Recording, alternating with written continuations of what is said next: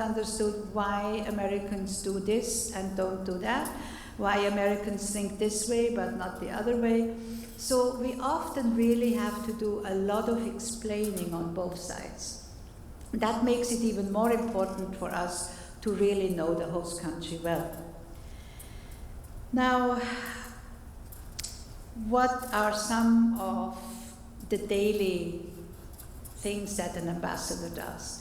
I try to give you a few examples, and then of course you can ask me questions later. But you know, my days in Washington, they are a mix of, for example, meeting with high officials in the State Department to educate them about the latest development in Liechtenstein, or take a message back from the State Department to my government.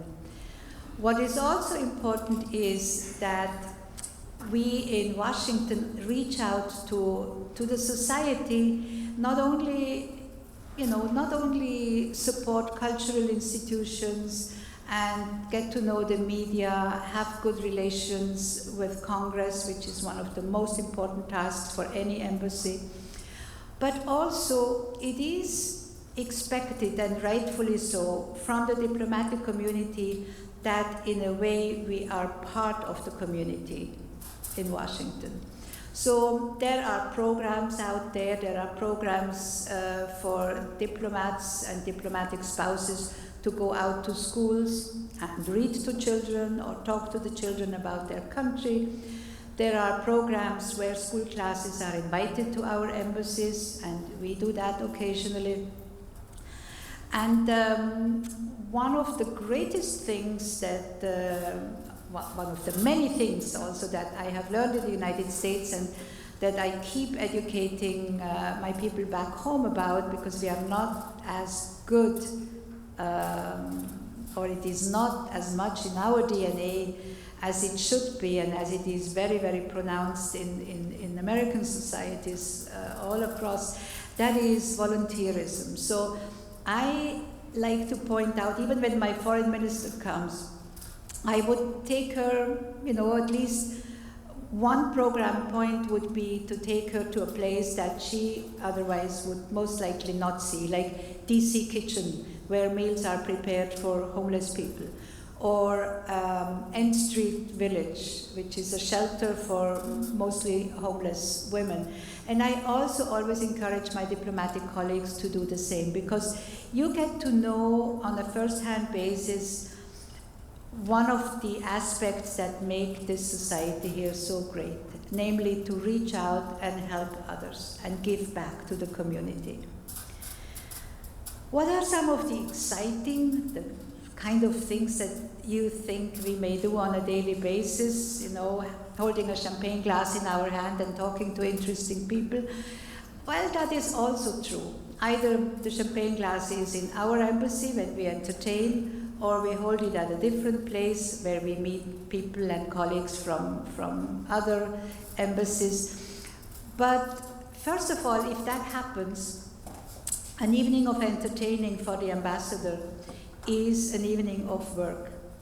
I have to get information, I have to pass on information, I have to keep as much as possible in my mind, which means that after 2 glasses of wine, you kind of have to pace yourself, because that influences a person's memory, at least it does mine.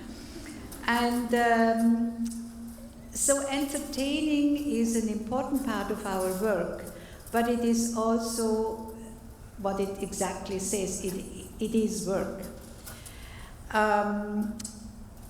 Of course we meet, wonderful personalities, whether it is President Obama and the First Lady at the White House when they host us once a year, whether, if I think back to my times at the United Nations, and we were talking about this wonderful personality just earlier, but for me, having met Nelson Mandela on 2 occasions at the UN, even if I was only able to shake his hand and maybe exchange 2 sentences, those are encounters that stay with you for the rest of your life.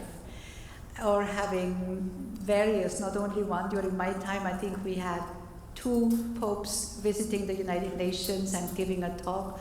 So when you see personalities that affect the lives of millions of people, when you see them in person and when you experience how they can touch souls and minds of people, that is just something that I am always going to be entirely grateful for, having had the chance to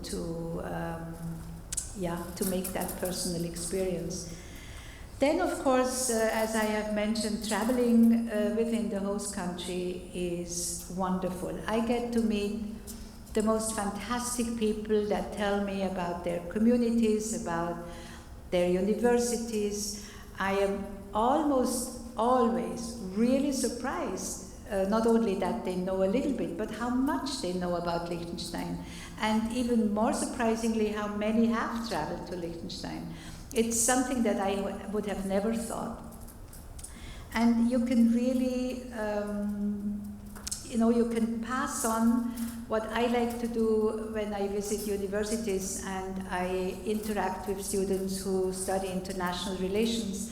I try to give them an impression of what it would be like to be in public service as a politician, as a diplomat, so that they get also a little bit of a sense of reality. And it's not even my job, even the wonderful job as an ambassador, being able to represent your country on a daily basis, it comes at a certain price. I have to be out and about a lot. Sometimes I would like to put up my feet and watch a movie or read a book, and I just can't because there are duties and tasks to fulfill and guests to receive.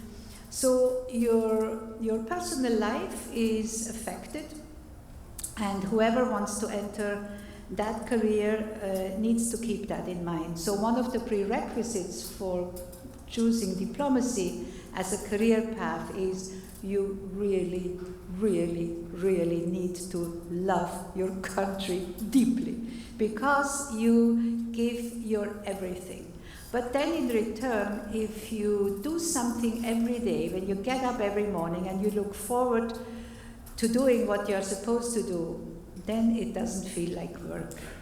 And I think that's the best thing anyone can say about a job, a profession. It doesn't feel like work.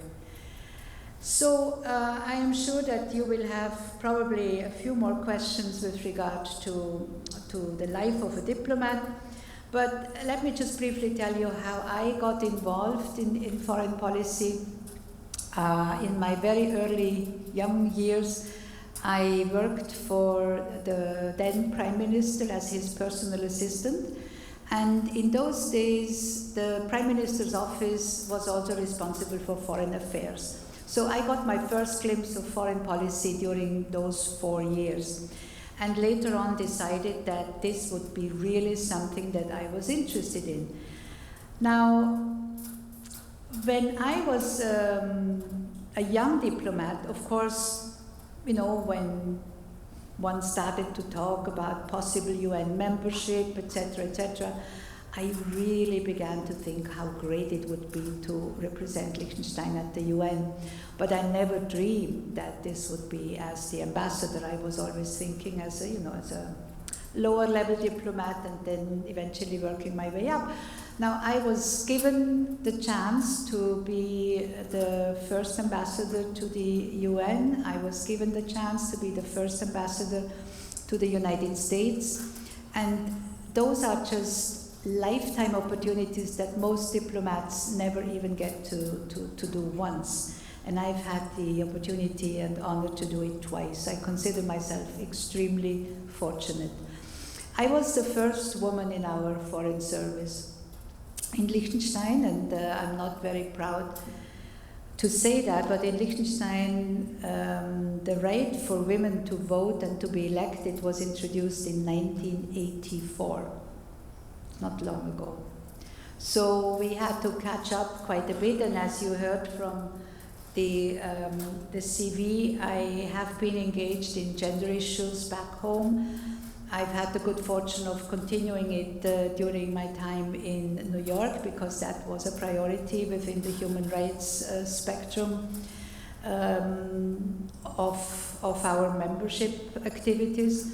And even here in Washington, my foreign minister really is interested that we translate our foreign policy priorities, if possible, also when we serve at other postings where our main focus supposedly should only be to be concentrating on the host country.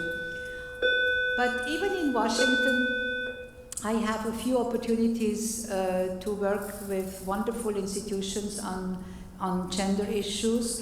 For example, we have a small program with Georgetown University. We have a small program with SAIS. And those are wonderful opportunities for a small country to get visibility, to get recognition, and to be connected to those wonderful educational institutions is something that, yeah, even if one wanted to, one could never buy. So I'm very interested to continue that, and I hope that my government will continue also to define this as one of our priorities. So maybe I should, in conclusion, because I'd really like to hear your comments and your thoughts, and maybe also some questions, maybe I should just briefly elaborate on Liechtenstein's position within an integrated Europe, because Liechtenstein is not a member of the European Union. We decided some 20-25 years ago that we would not want to become a full member, but we were not alone. Together with us, it was also Iceland and Norway who made the same decision, and the three of us, we negotiated with the European Union a treaty that's called the European Economic Area Treaty. This allows us to have our industries, our economy, to have full access to the 28 markets of the European Union. In return, we have to implement quite a bit of EU legislation, but this is far from being a full member. The arrangement has worked for us perfectly. As you may know, Iceland has just recently cancelled its original plans to start negotiating full membership. And also Norway is quite far away from thinking about full membership. So all three of us hope that the present arrangement that we have with the EU will hopefully last for many years to come. One other thing that Liechtenstein, of course, does, like most countries do, is display international solidarity in a number of ways.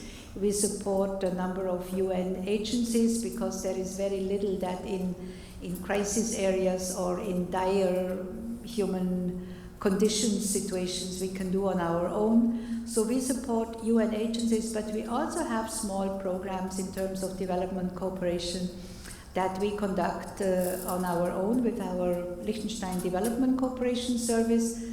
And you would not believe what a great advantage it is in that particular case to be small, because most of these projects are headed by someone, in Liechtenstein, 37,000 inhabitants, it's easy that almost everybody knows everybody. So if you have a person in charge of a project somewhere, people are more willing to donate than they would be willing to donate if it was a big UN agency, because they think, and I would say they are right, that in our case the overhead is extremely low and the donation goes directly to the people affected. And last but not least, like most embassies in Washington, also my embassy is trying to promote Liechtenstein as an attractive business location. The embassies in Washington, and we are about 180 plus, they are competitors. Friendly, but they are competitors. Washington is one of the most competitive diplomatic environment any diplomat will ever find him or herself in, because we all compete for the same things. We all want the best possible access to the administration, to Congress, to media, to the think tanks. And we all want the best possible network and the greatest visibility. So the interaction between the embassies themselves is actually, I would say, almost minimal, because we all have our plates full. We are all designed to concentrate on the host country, and therefore you have to be innovative. As a small embassy, you try to be different. We have the great advantage that our embassy location is a bit different from most other embassies, since we are kind of newcomers to Washington. My government bought condominium space in Georgetown on the waterfront. It's a very contemporary environment.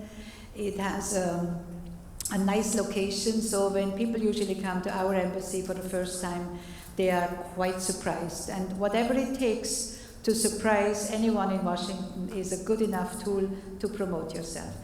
With that, I would like to conclude, and I look forward to your comments. Thank you very much.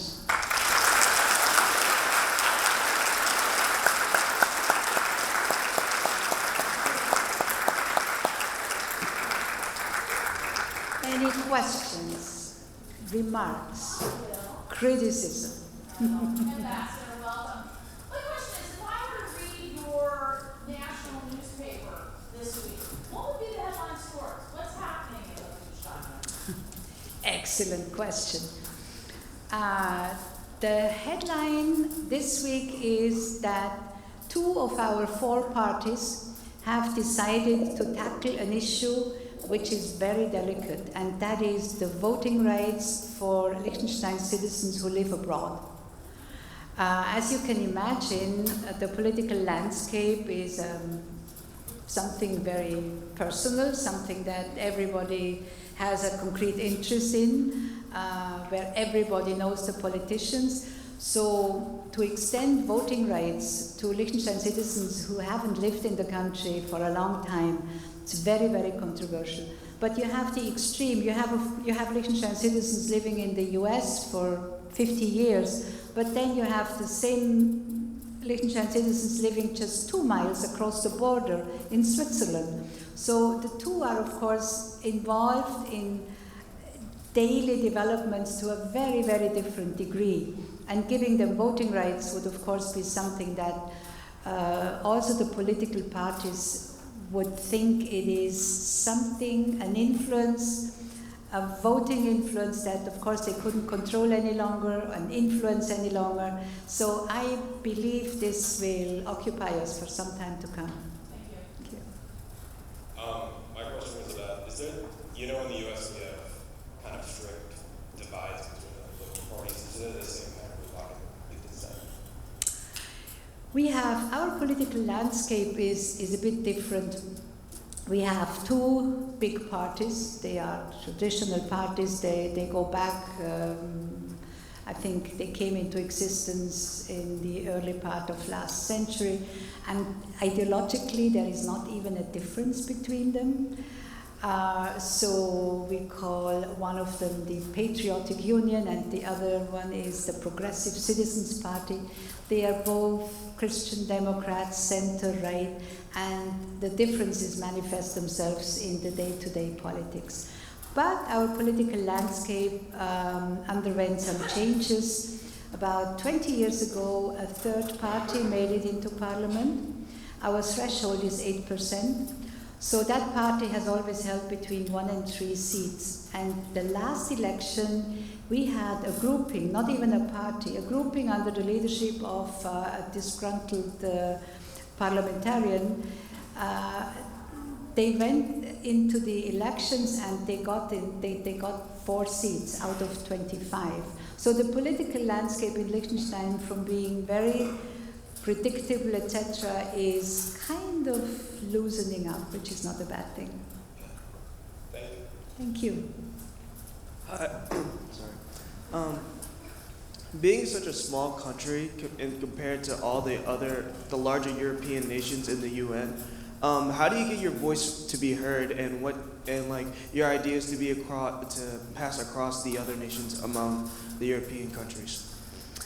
Well, within Europe, we have a certain, let's say, a certain tool by being member of the European Economic Area Treaty. So within the European Union, needless to say, we have, of course, no voting right. We can bring in our opinion, but our influence is very limited. We see our role more in terms of our multilateral contributions, where we can, as I mentioned earlier, where we can be a moral